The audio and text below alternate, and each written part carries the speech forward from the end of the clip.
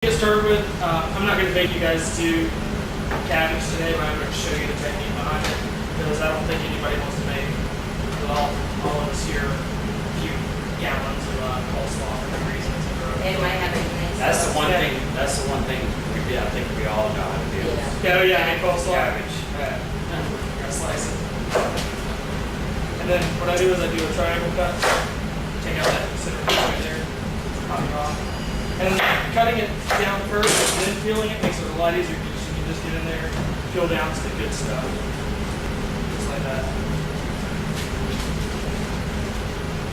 You get to your usual product. This goes into your confidence down, put it away. And then what I do is I take that triangle cut, I go ahead and cut it down, back, get to another usable piece, take it like that, get to another usable piece, and then I take off a piece. Because the center piece actually coils into that stuff. So you take that out, each one, and you'll do that at the very end, and you'll get a much finer shred on it. Roll shake that back. And you hold it down like that, and just kind of press, and I come all the way down, and just like the onion, I go all the way down and try to get it good.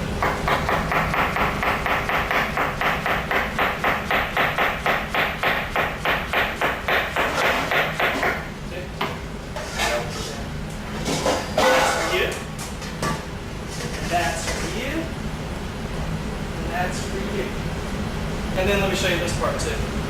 After you get done with that, once I get down to an unusable end, you just like the end, you can flip it and get it to another way. Flip. And this one, I start shaving it off, just like that. And just follow the lines. Because this one's so bunched up, you really need to get in there and just do the thinnest piece as possible.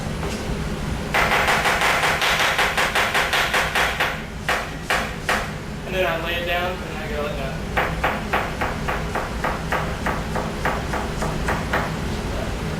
And you got yourself some coleslaw. See, what do we do? We quartered them. Yeah, we quartered them and then we cut it out. Oh, you cut it. See, I do a triangle cut. Cut it out that way. So you don't cut it long ways, you cut it the short way. Yeah, I cut it the short way because cutting things, especially if you're going to do coleslaw or anything mixed, cutting it the long way is just tedious. You have to use the whole blade of your knife, and then you have to really work to get it in there a little bit. And also later on today, we're going to do our peppers again. We're going to do onions. We're going to do julienne. Just kind of reinforce everything we've been doing all week. Okay, now I would go ahead and flip that around sideways and go the other way. Yeah, go the short way that way. Excellent. Okay, now we've got some rope peppers today rather than those little tiny ones that we did yesterday. Same thing, you want to watch me do one. Okay, remember, take off the tip right to where that bottom part meets the little hole is. Take all that off. So you get to a good spot like that. Take off the top, hold that to the side, slice down, it's a big pepper, slice that part, and then roll it out. And we don't need these little paring knives this time because it's a real pepper. Alright. Make sure you get all your seeds off the cutting board. You don't want to have any seeds on there where your knife just slip on or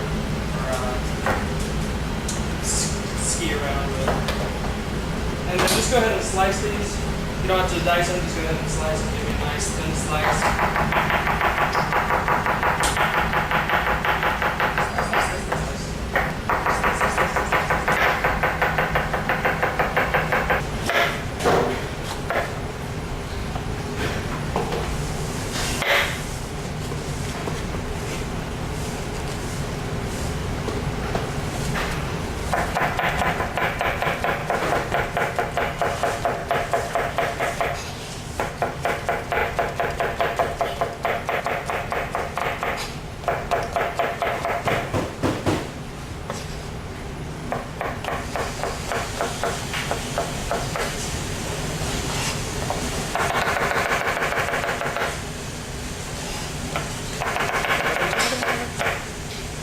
And one more time.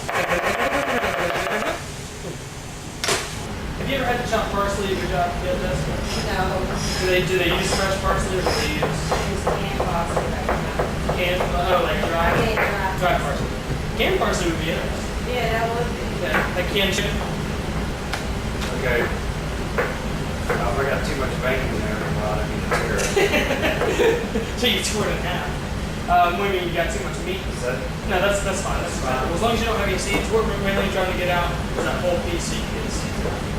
Now, if you wanted to, like, you were using that for confetti or anything that's like high presentation, you would go ahead and just skin it with your knife, put it in the smaller sections. Like each one of these ridges, bam, bam, you would take that.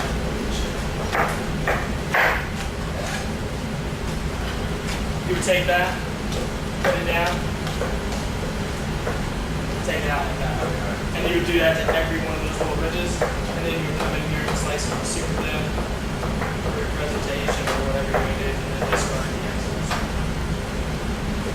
So That would be more if you were going to put that on a salad. yeah, if you were going to put it on a salad, or if you were to go another step, then do that like we did the tomato confetti yesterday. And then that way, I mean, that'll last for about 3 days. Thanks for coming in, guys. I appreciate it. I will see you guys next week.